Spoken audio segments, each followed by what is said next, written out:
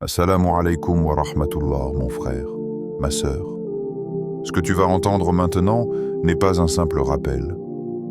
C'est une invitation céleste, un appel intime venu du ciel.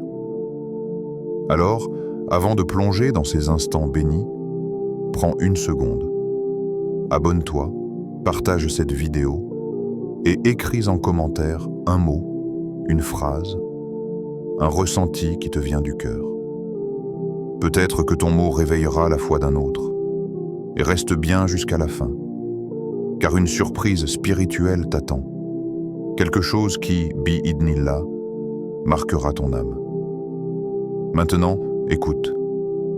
Le monde dort. Les rues sont vides, les écrans se sont éteints, les voix se sont tues, et le silence enveloppe chaque maison comme un voile invisible. C'est l'heure où tout semble figé, suspendu entre la nuit et la lumière. Mais quelque chose se passe dans un royaume que nos yeux ne voient pas. Les portes du ciel s'ouvrent et la miséricorde d'Allah descend doucement, comme une pluie invisible qui arrose les cœurs éveillés. Les anges se déplacent, les bénédictions se déversent, et dans cette obscurité paisible, une voix majestueuse résonne au-dessus de toute chose. Qui m'invoque afin que je lui réponde? Qui me demande afin que je lui donne? Qui implore mon pardon afin que je lui pardonne? Ces paroles ne sont pas des mots d'un livre ancien. Elles sont vivantes. Elles t'attendent chaque nuit. Et ce soir, elles s'adressent à toi. Oui, toi. Celui qui a des remords. Celui qui porte un poids. Celle qui pleure en silence. Celui qui espère un signe, une réponse, une main tendue. Allah t'appelle par ton nom, dans le dernier tiers de la nuit, alors que tout le monde dort. Le Créateur du ciel et de la terre t'attend, toi, simple serviteur, toi, poussière dans l'univers, mais infiniment précieux à ses yeux. Ferme les yeux un instant et imagine. Il n'y a plus de bruit, plus de messages, plus de réseaux, plus de distractions. Seulement toi, ton cœur et ton Seigneur. La lune veille, les étoiles brillent faiblement, et dans le silence de ton âme, une paix étrange naît. Ce n'est pas une heure comme les autres, c'est le moment où le ciel se rapproche de la terre. Un instant suspendu où tout change. Certains dorment, inconscients de ce trésor, mais d'autres se lèvent, même fatigués, même tremblants, et lèvent leurs mains vers celui qui les a créés. Et à ce moment-là, Allah, dans sa miséricorde infinie, les regarde, les écoute, et leur répond d'une manière que seul leur cœur comprend. Peut-être que tu t'es souvent dit « Allah ne m'écoute pas, mes prières n'ont pas d'effet ». Mais dis-toi ceci, ce n'est pas que ton Seigneur ne t'entend pas. C'est peut-être juste que tu ne t'es pas encore levé à son heure. Le dernier tiers de la nuit n'est pas un simple moment du calendrier. C'est un rendez-vous divin, un secret entre le Créateur et ses serviteurs sincères. Un moment où les péchés s'effacent, où les invocations montent comme des flèches vers le ciel, et où la paix descend comme une caresse sur les âmes fatiguées. Ceux qui se lèvent savent. Le goût de cette heure n'a pas d'équivalent. Tu ressens une chaleur dans ta poitrine, une douceur dans ton cœur, et une lumière subtile qui envahit tout ton être. C'est la sakina, la tranquillité qu'Allah dépose dans les cœurs de ceux qui l'appellent. Alors, ce soir, quand tu poseras ta tête sur ton oreiller, dis-toi simplement, et si cette nuit, j'essayais? Si je me levais, ne serait-ce que quelques minutes avant le fajr? Si je répondais à cet appel, parce que cette heure pourrait être le tournant de ta vie. Une heure où tes larmes deviennent lumière. Une heure où tes prières changent ton destin. Une heure où ton âme goûte enfin à la paix qu'elle cherche depuis toujours. Reste jusqu'à la fin de cette vidéo, car dans les prochaines minutes, tu vas découvrir le secret du silence avant l'aube. Ce moment rare où le monde s'éteint et où le cœur s'allume. Le silence, avant l'aube. As-tu déjà ressenti cette étrange paix, juste avant que la lumière ne perce la nuit? Le monde est encore plongé dans le sommeil. Les rues sont vides, les lampadaires brillent faiblement, et même les bruits familiers de la ville semblent s'être tus. Il n'y a plus que toi et le silence. Un silence épais, vivant, presque sacré. Pas celui du vide, mais celui d'une présence invisible. Ce silence, c'est une porte. Une porte que peu de gens franchissent, car elle ne s'ouvre qu'à ceux qui cherchent vraiment. Dans ce moment suspendu entre la nuit et l'aube, le monde semble retenir son souffle. Le vent se calme, les étoiles scintillent timidement, et dans ce calme absolu, quelque chose en toi s'éveille. Ton cœur, souvent noyé dans le bruit du jour, commence à parler doucement. Il chuchote des mots simples, des mots qu'aucune langue ne peut traduire mais qu'Allah comprend parfaitement. Tu sens chaque battement comme un dhikr silencieux. Subhanallah, Subhanallah, Subhanallah. Et si tu écoutes bien, tu réalises que même le silence glorifie Allah. Les arbres, les montagnes, les cieux, tout ce qu'il a créé répète son nom sans bruit.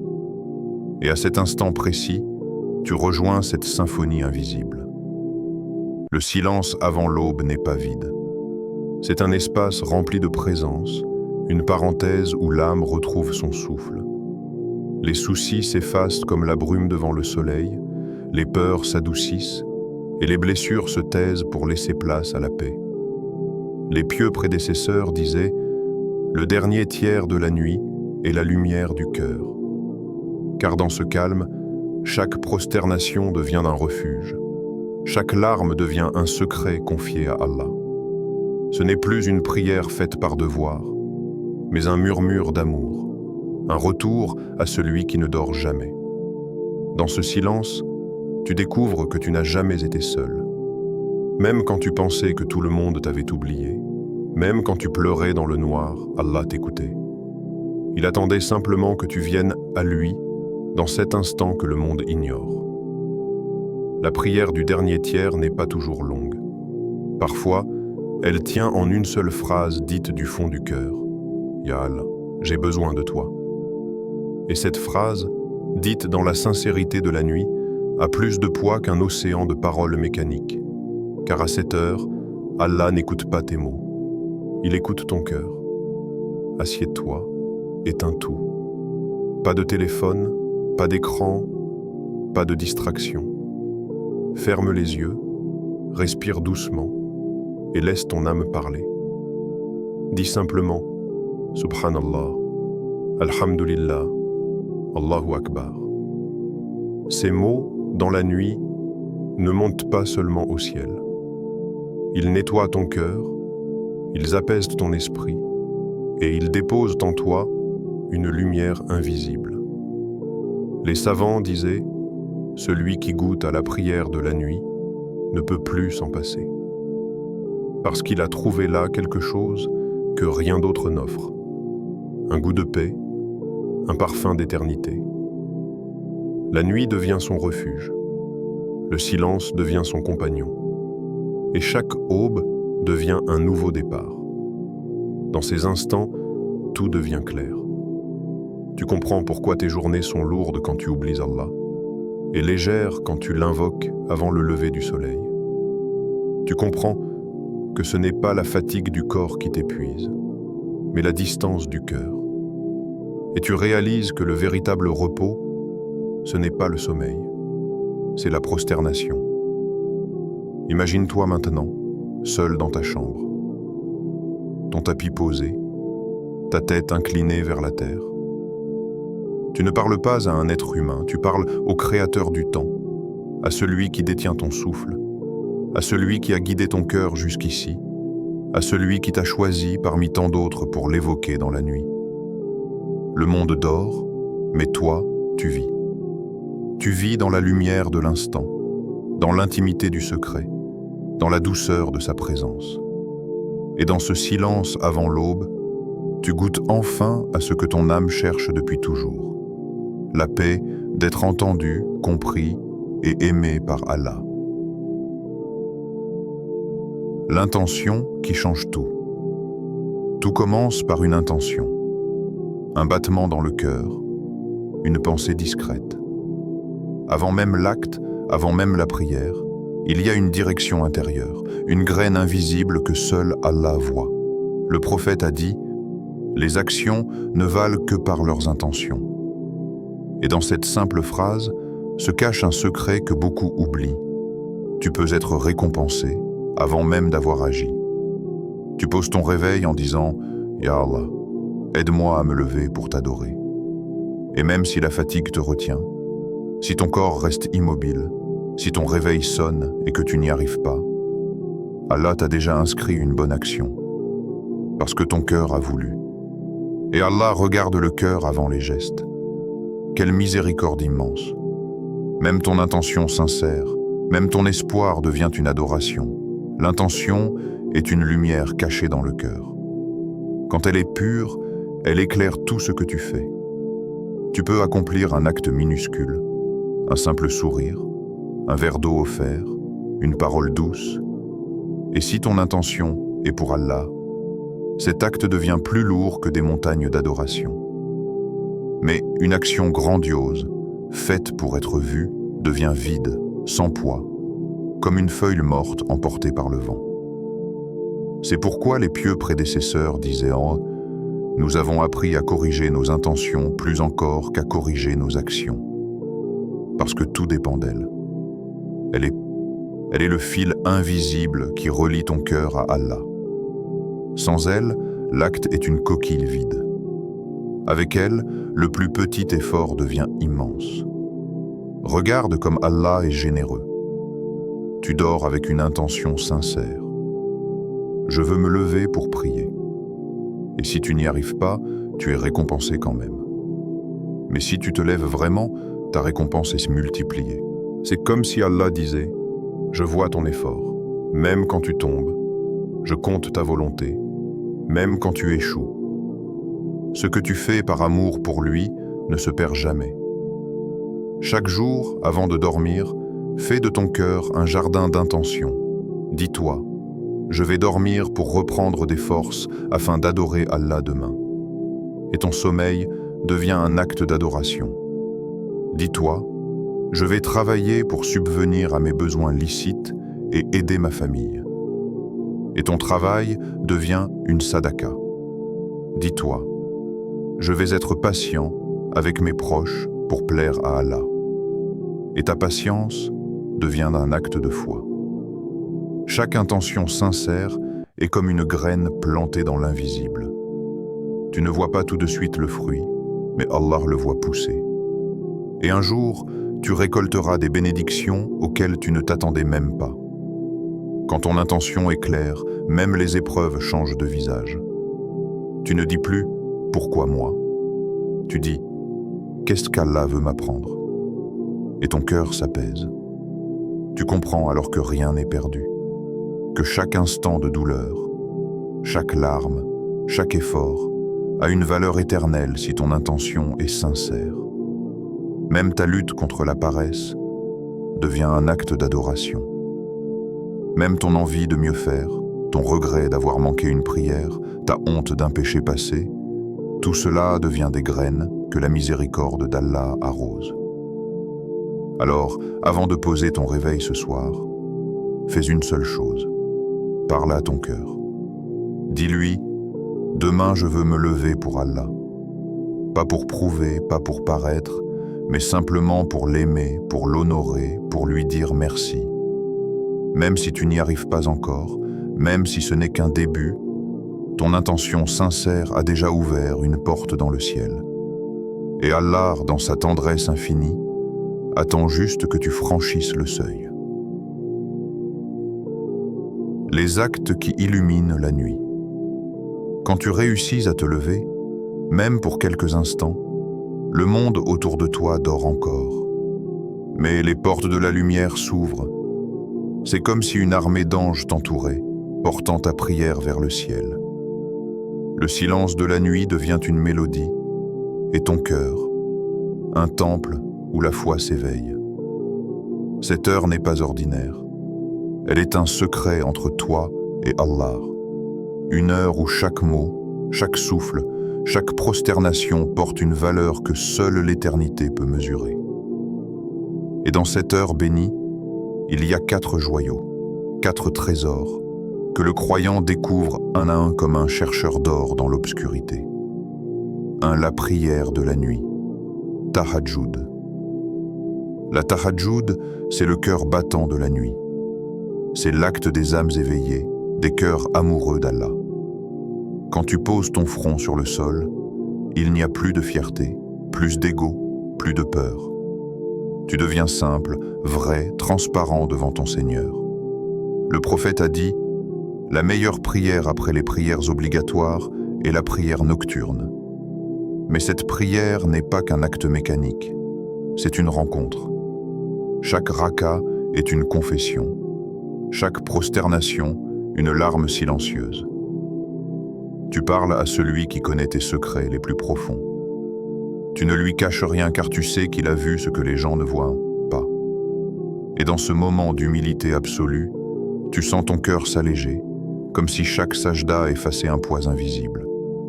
Même si tu ne fais que 2 rakas, fais-les avec lenteur, avec amour, avec présence. Allonge un peu ta prosternation. C'est là, dans cette position, où ton front touche la terre, que tu es le plus proche d'Allah. Dis-lui tout.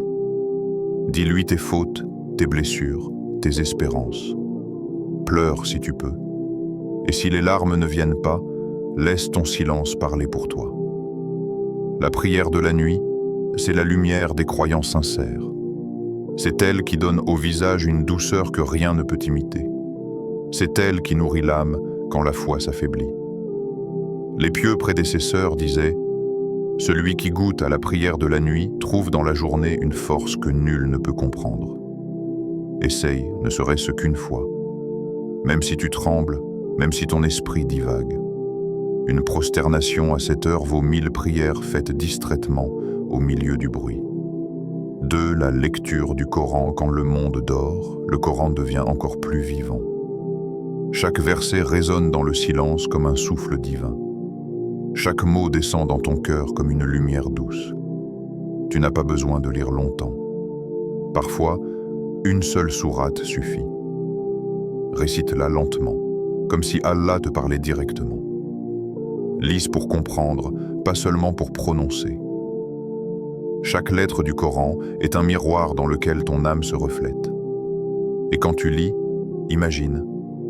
Les anges s'approchent, le monde invisible t'écoute et ton cœur, même fatigué, se remplit de vie.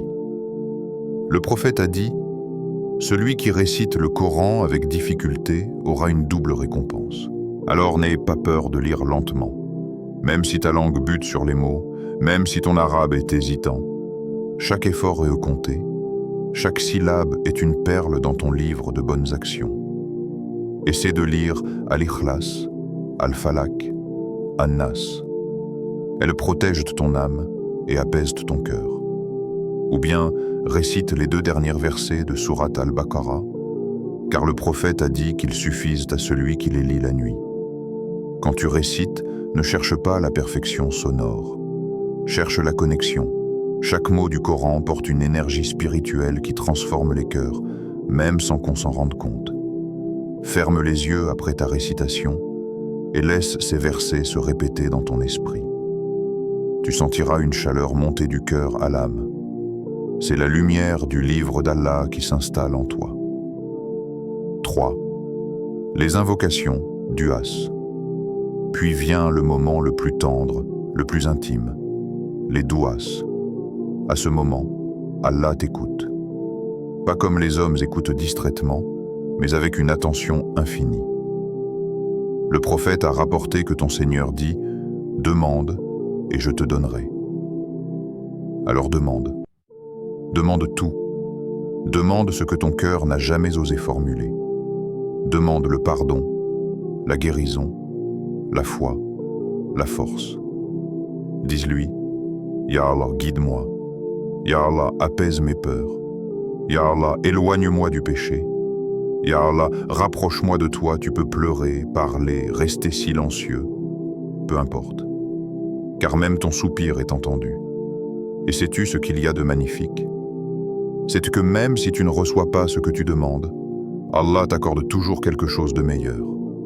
Soit il t'exauce maintenant, soit il repousse un mal, soit il garde ta récompense pour le jour où tu en auras le plus besoin.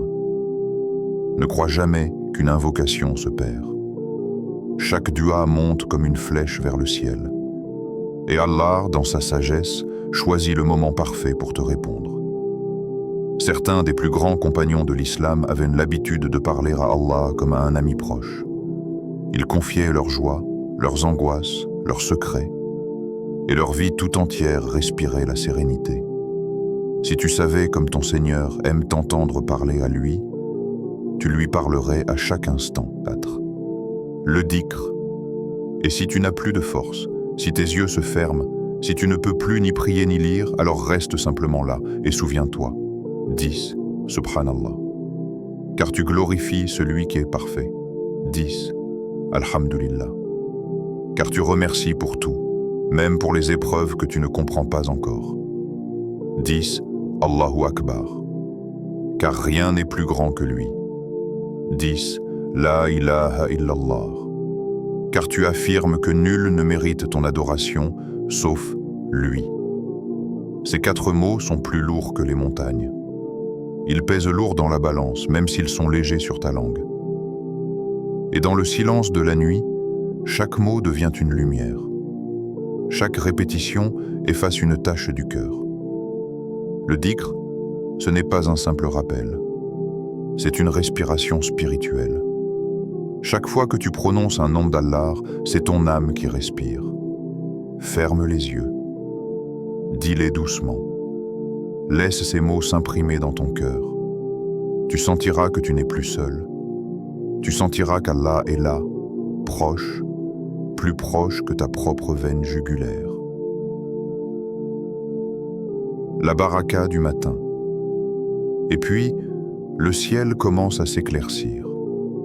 L'aube se lève lentement, les oiseaux reprennent leur chant et le monde s'éveille.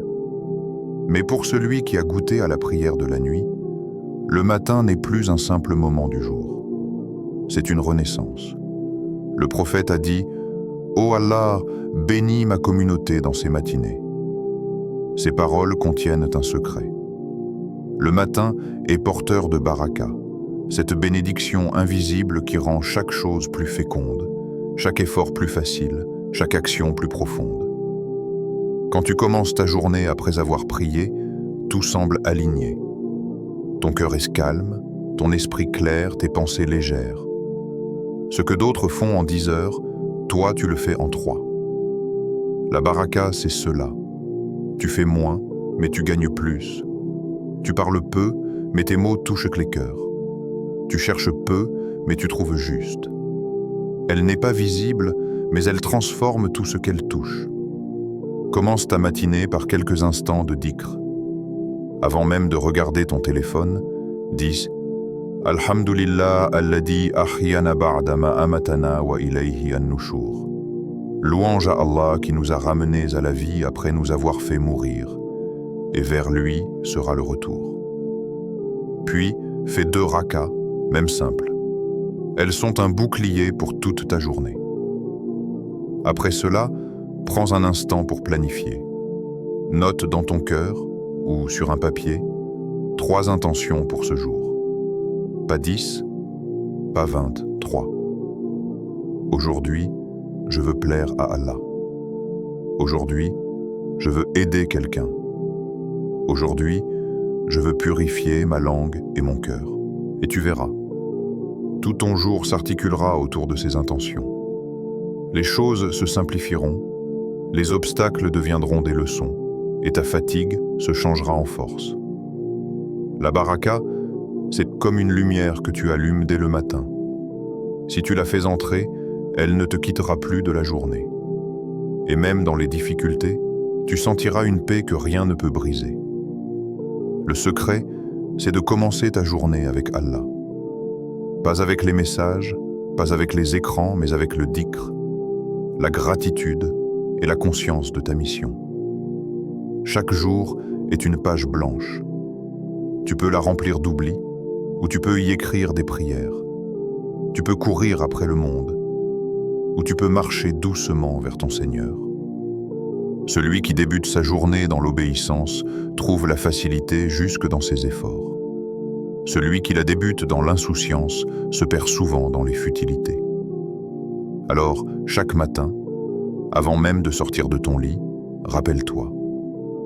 Le soleil ne se lève pas seulement sur la terre. Il se lève aussi dans ton cœur. Et c'est à toi de décider si cette lumière y entrera. Le secret de ceux qui répondent à l'appel. Il y a dans la nuit un secret que seuls quelques cœurs connaissent, une douceur que l'on ne goûte qu'en se levant quand le monde dort. Ce n'est pas une prière comme les autres, ni un simple acte d'adoration, c'est une rencontre. Une rencontre avec celui qui t'a créé, avec celui qui t'a soutenu sans que tu le voies, avec celui qui t'a aimé même quand toi tu l'as oublié. Ceux qui se lèvent à cette heure n'ont rien d'extraordinaire en apparence. Ils ne portent pas d'auréole, ils ne sont pas parfaits. Ils sont simplement des hommes et des femmes qui ont compris que l'amour d'Allah se cherche dans le silence. Quand tout s'éteint, leur cœur s'allume. Ils s'arrachent à leur lit, non par orgueil ni habitude, mais par amour. Ils marchent doucement, comme si le monde dormait encore autour d'eux. Leurs pas sont légers, leurs yeux à moitié clos, mais leurs cœurs, eux, sont pleinement éveillés. Ils se lavent le visage à l'eau froide, et cette eau devient une bénédiction qui efface leurs fautes. Ils posent leur tapis, et c'est comme si le sol lui-même devenait un témoin de leur sincérité. Ils lèvent leurs mains, et à ce moment précis, le ciel entier semble s'incliner. Ils ne demandent pas toujours de grandes choses. Parfois, ils disent juste « Ya Allah, ne m'abandonne pas ». Et Allah, dans sa majesté, leur répond en silence « Je suis là ». Ceux qui goûtent à cette heure savent, ce n'est pas seulement une adoration, c'est un dialogue, une confidence, une guérison.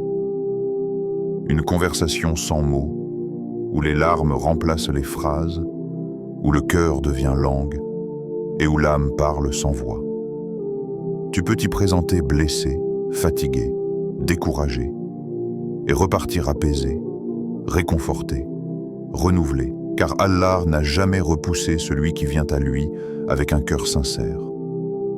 Le prophète disait, « Le moment où le Seigneur est le plus proche de son serviteur, c'est lorsqu'il est en prosternation. » Et dans cette prosternation nocturne, les distances disparaissent. Il n'y a plus de « toi » et de « lui ». Il n'y a qu'un cœur et son Créateur. Ceux qui se lèvent dans le dernier tiers de la nuit portent une lumière que le monde ne comprend pas. Ce n'est pas une lumière visible à l'œil, mais elle se sent. Elle émane d'eux quand ils parlent doucement, quand ils sourient avec bienveillance, quand ils pardonnent au lieu de répliquer. Cette lumière ne vient pas des livres ni des discours. Elle vient des prosternations cachées, des larmes nocturnes, des minutes silencieuses passées avec Allah. Leur regard est différent, leur âme est apaisée, parce qu'ils ont trouvé leur point d'équilibre entre le ciel et la terre, entre la fatigue du corps et la paix du cœur. Spirituellement, celui qui répond à l'appel de la nuit découvre une respiration nouvelle. Son cœur, souvent étouffé par le tumulte du monde, se met à battre au rythme du dhikr. Il sent une paix étrange l'envahir, comme si chaque invocation purifiait un coin sombre de son âme. La prière du dernier tiers, c'est comme un souffle d'air frais dans une maison qui manquait d'oxygène. Le cœur s'ouvre, la foi circule à nouveau, et la lumière d'Allah s'y installe. Le Coran dit « Est-ce que celui qui était mort et que nous avons ramené à la vie, en lui donnant une lumière avec laquelle il marche parmi les gens, est semblable à celui qui est dans les ténèbres dont il ne sort pas » Sourate Al-An'am 622. Celui qui prie avant le Fajr marche avec cette lumière. Elle le guide dans ses choix, Elle éclaire ses pensées, elle apaise ses angoisses. Mentalement, tout change aussi. L'esprit devient plus clair, plus calme, plus stable. Celui qui se lève avant l'aube ne commence pas sa journée dans la précipitation. Il commence par la paix. Alors que beaucoup courent après le temps, lui, il le bénit. Il n'est plus esclave de ses horaires, car il sait que celui qui a confié sa journée à Allah ne la perdra pas. Ses priorités deviennent simples. Il ne cherche plus à impressionner les gens, mais à plaire à celui qui voit tout. Son stress diminue, parce que son cœur a déjà parlé à celui qui contrôle le destin. Ceux qui se lèvent la nuit ne cherchent pas la perfection extérieure, mais la stabilité intérieure. Et cette stabilité leur donne une force que rien n'ébranle. Physiquement aussi, cette habitude transforme. Se lever à cette heure, c'est un combat contre soi-même. Un combat doux, mais réel.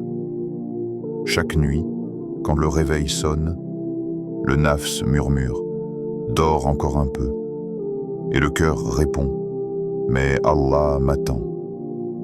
Ce simple choix répété jour après jour forge la discipline du croyant. Tu deviens plus organisé, plus concentré, plus constant. Ta journée s'en trouve bénie, ton regard plus lucide et ton cœur plus fort. Celui qui apprend à vaincre le sommeil pour Allah apprend aussi à vaincre ses désirs, ses colères, ses paresses. Il devient maître de lui-même parce qu'il a appris à dire non à son confort pour dire oui à son Créateur. Chaque jour devient plus ordonné, chaque épreuve devient plus supportable, chaque matin plus lumineux, parce qu'Allah t'a appelé et tu as répondu. Ceux qui se lèvent dans le dernier tiers de la nuit voient leur vie se transformer sans même s'en rendre compte. Les bénédictions se multiplient dans les détails. Leurs relations deviennent plus douces, leur cœur plus patient, leur regard plus rempli de rahma. Ils apprennent à pardonner, non parce que les autres le méritent, mais parce qu'ils savent que le pardon attire la miséricorde. Ils apprennent à se taire quand la colère monte, car ils savent que le silence de la foi vaut plus que 1000 paroles impulsives. Ils apprennent à sourire, même dans les épreuves, parce qu'ils savent que chaque difficulté est une lettre d'amour venue du ciel pour les rapprocher d'Allah. Tu sais, cette habitude change tout, même les choses que tu ne reliais pas à la spiritualité. Tu commences à voir les signes d'Allah partout, dans une brise légère, dans une coïncidence, dans un mot entendu au bon moment. Tu réalises qu'Allah ne t'a jamais quitté. Tu comprends enfin que tout ce que tu vis a un sens, une sagesse, un but. Tu vois des solutions là où tu ne voyais que des impasses. Tu ressens de la gratitude là où tu n'avais que des plaintes. Tu retrouves de l'espoir là où il n'y avait que du vide. Tout cela parce que tu t'es levé une nuit et que tu as dit « Me voici, ya Allah. Me voici ». Et cette phrase, cette intention simple peut être le tournant d'une vie entière. Car c'est souvent dans les moments discrets, les minutes silencieuses, que naissent les plus grandes transformations. Allah n'a pas besoin de tes grandes promesses. Il veut ton pas, ton effort, ton cœur. Et parfois, un seul oui à son appel vaut des années d'adoration mécanique. Alors, ce soir, avant de fermer les yeux, ne pense pas à ce que tu n'as pas réussi à faire. Ne pense pas à tes fautes, à tes chutes, à tes échecs. Dis-toi simplement, demain, je veux répondre à mon Seigneur. Même quelques minutes valent plus que des heures perdues. Même quelques paroles sincères valent plus que 1000 excuses. Parce que cette heure, celle que tout le monde néglige, pourrait être le moment où ton destin change. Peut-être que c'est cette nuit-là qu'Allah effacera ton passé. Peut-être que c'est cette nuit-là qu'il t'ouvrira une porte. Peut-être que c'est cette nuit-là que ton cœur renaîtra. Et tu verras, plus tu répondras à l'appel, plus tu sentiras ton âme respirer. Qu'Allah t'accorde la force de te lever dans le dernier tiers de la nuit, qu'il remplisse ton cœur de lumière, qu'il fasse de ton silence avant l'aube une rencontre d'amour avec lui. N'oublie pas, partage ce rappel pour illuminer d'autres cœurs, et abonne-toi à Lumière d'Imaan pour continuer à marcher ensemble, main dans la main, sur le chemin de la foi, de la paix et de la lumière.